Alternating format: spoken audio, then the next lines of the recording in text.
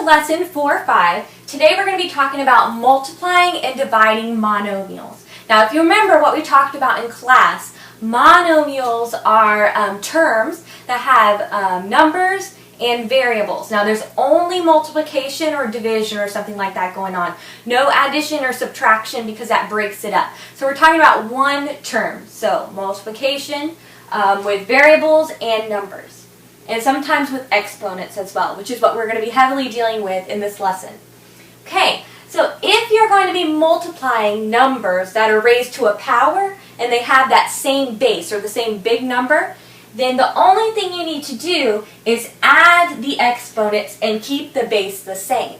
Now, why is that the case? How come we don't multiply the exponents if we're multiplying the numbers together? Now, the reason why is because if you're doing 3 squared, it's 3 times 3, right? So that is 3 squared. And if you're multiplying it by 3 to the third power, which is 1, 2, 3, then that means you are multiplying 3 1, 2, 3, 4, 5 times. So the whole purpose of the exponent is to say how many times you're multiplying 3. So if we're multiplying 3 times 3 times 3 times 3 times 3, then we're multiplying 3 5 times. So that is why we add exponents when we're multiplying. So think of it when you're multiplying, you're getting bigger. You use adding, which is also getting bigger. So both of those things are talking about making the number bigger. They're going to work together to give you the answer. So if you're going to do this same process with numbers with variables, you'll have like x raised to the 4th power and x raised to the 6th power. And since they both have x as the base, you can go ahead and combine the exponents. So you're multiplying x 4 times, you're multiplying x 6 times over here. So you're multiplying x a total of 10 times. So x raised to the 10th power. Now when you are dividing numbers or variables raised to a power with the same base, then you subtract the powers. So just like when you're multiplying, you use the positive form adding to add the exponents. When you're dividing, you're going to subtract because dividing is making a number smaller and subtraction is making a number smaller. So they're going to work together to give you your answer. So if you have 4 to the 5th power divided by 4 squared, you would go ahead and subtract the exponents. So you'd subtract 5 by 2 and you'll have 4 raised to the 3rd power. That is how you would use the exponents there. Now if you divided some variables like a to the m power and a to the n power, you would go ahead and raise the base a to m minus n. So you're subtracting the exponents. Now, when you have a coefficient, or if you remember what the coefficient means, a coefficient is like a number in front of a variable. So if you have coefficients and you're multiplying, you would multiply the coefficients, the numbers that come before the variables, and then you would add the exponents.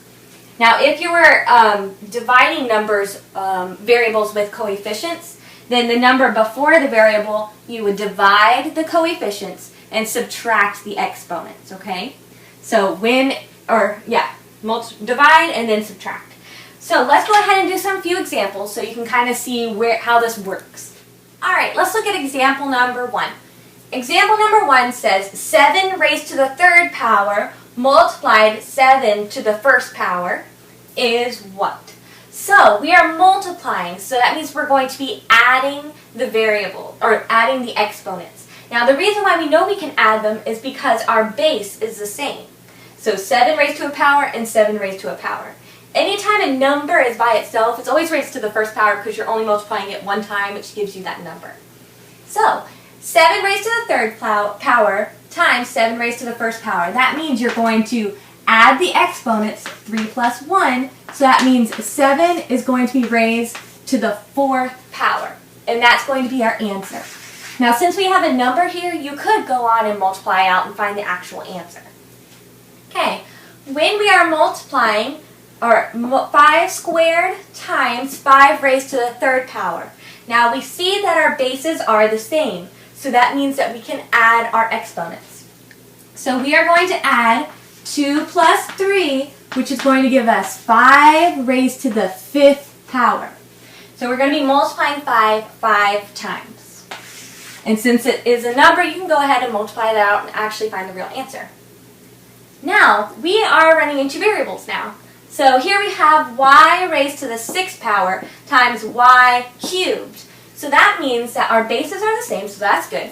So now we need to go ahead and add our exponents since we are multiplying. Remember, adding and multiplying, they're getting bigger, you're going to use them together.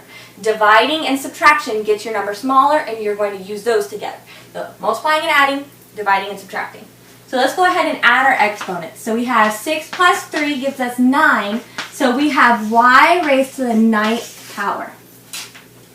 Alright, here is an example of the multiplication using coefficients. So I briefly talked about it a second ago, and I'm going to show you how it works. Alright, so we can go ahead and multiply these two coefficients together. So, multiply the coefficients. These aren't raised to any powers or anything, so we're just going to multiply them together. So 5 times negative 3 gives you a negative 15. So now we have to go ahead, we've already dealt with our coefficients, now we're going to deal with our variables. So we have a squared and a raised to the 4th power. So since the bases are the same, we can add the exponents. So 2 plus 4 gives you 6. So it's going to be negative 15 times a raised to the 6th power. Alright, let's do some division examples. If you do 3 to the 9th power divided by 3 squared, we first look to see if our bases are the same. We have a 3 and we have a 3, so we're good. So now let's go ahead and subtract our exponents. So we have 9 minus 2, which is going to give us 7. So we're going to have 3 raised to the 7th power. That is going to be our answer. Now, for number 6, if you do b raised to the 7th power divided by b raised to the 6th power, we first have to check to make sure we have the same base. So we have a b here and a b here, so we're good. So let's go ahead and subtract our exponents. So 7 minus 6 gives you 1. So your answer is going to be b raised to the 1st power, or you can just write it as b. Alright? Let's go ahead and look at like a question that has to do with the chart. So over here, it says, how many times more people drove than walked to work? So now, even though you have the word times, that means we're looking for what times a number is going to give you another number. So that means we're going to have to use division. So if we're trying to figure out how many times more people drove than walked, we're going to have to go ahead and divide. So we are going to do how many people drove divided by how many people walked. So let's go ahead and do 10 to the 5th power divided by 10 to the 3rd power. Now we're going to go ahead, and since we have the same base, we can subtract our exponents, which is going to give us 5 minus 3, which gives us 2. So it's going to be 10 squared, or you can write it as 100 times. Because 10 raised to the 2nd power gives you 100. That's why it's 100 times more. Alright, as always, make sure you have all of your notes. Rewatch the video if you're a little confused. You can look back in your book. If whatever questions you have, bring them in tomorrow. We will discuss them tomorrow. Alright, let's go ahead and look at the on your own questions. Alright, you have 5 problems to do for me. Number 1, you are going to go ahead and multiply 9 raised to the 3rd power by 9 raised to the 2nd power. For number 2, you're going to do a times a to the 5th power. Number 3, you're going to do negative 3x squared times 4x cubed.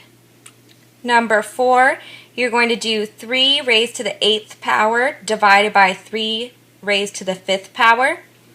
And then the last one, you're going to do a raised to the 10th power divided by a to the 6th power. Alright, we'll see what you get tomorrow. Good luck. We'll see what you get.